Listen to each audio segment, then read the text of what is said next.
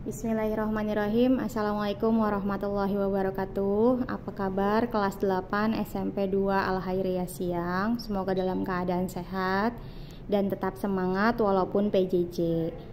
Jangan lupa untuk tadarus dan juga berdoa. Hari ini kita akan memulai pembelajaran IPS. Jadi siapkan alat tulis dan juga buku LKS-nya ya. Oke, sudah disiapkan ya. Sekarang dicatat dulu materinya. Kita akan membahas mengenai interaksi antar negara ASEAN. Kemudian ini dan ini.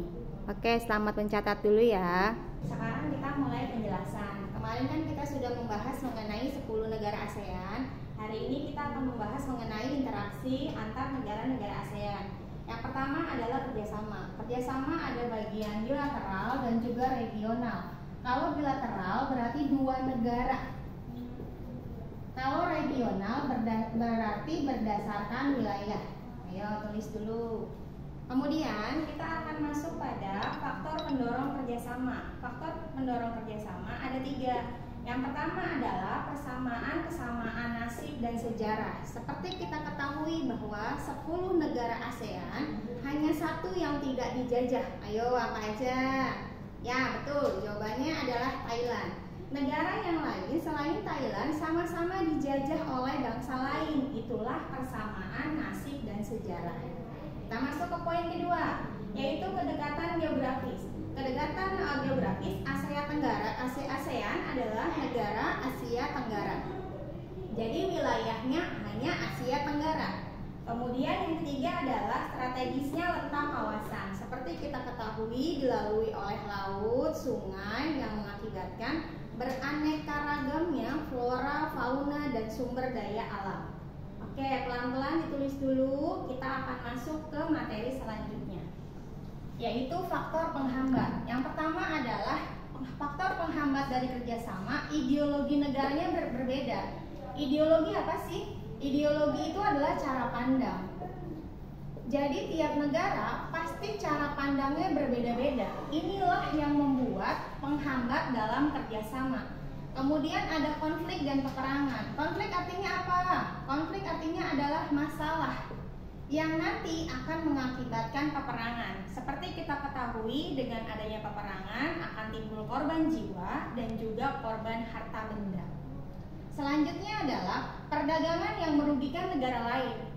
Perdagangan macam apa yang merugikan negara lain? Yaitu perdagangan yang ada dalam negara itu sendiri. Jadi komoditasnya barangnya sama.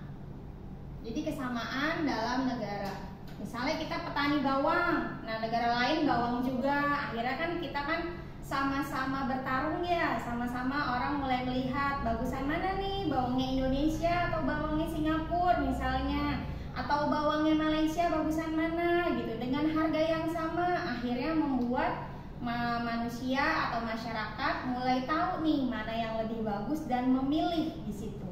Yang keempat adalah kepentingan tiap negara. Satu negara ada yang ingin negaranya jago dalam pariwisata misalnya. Ada negara lain yang ingin pendidikannya maju misalnya. Atau ada negara lain yang ingin maju secara religiusnya misalnya. Nah inilah yang akan menjadi faktor penghambat dari interaksi antar negara. Yang pertama adalah soal nomor 1, yaitu sebutkan tokoh-tokoh pendiri ASEAN. Nah ini ada 5 ya. Jadi dari Indonesia siapa, Malaysia siapa, dan 3 negara lainnya. Kemudian kita masuk ke materi selanjutnya, yaitu bentuk kerjasama. Bentuk kerjasama ASEAN ada 5. Dari sosial budaya, militer, pendidikan, ekonomi, kerjasama dengan negara ketiga. Karena kita belajar untuk berliterasi, karena kamu diajak untuk bisa memahami tanpa selalu ibu jelaskan, silahkan membuka LKS-nya dan kamu baca. Kemudian kamu kerjakan soal nomor 2. Apa tuh soal nomor 2? Nomor 2 adalah tuliskan contoh kerjasama ASEAN pada poin A sampai poin E. Jadi A, B, C, D, E. Ibu ulangi ya. Setelah kamu mencatat materi ini, kemudian kamu kerjakan soal nomor 1 dan soal nomor 2. Jangan lupa ketika selesai kamu upload di Google Classroom. Nanti akan Ibu nilai. Dan jangan kamu kemana-mana, gunakan waktu istirahatnya, gunakan waktu PJJ-nya untuk belajar di rumah. Terima kasih. Assalamualaikum.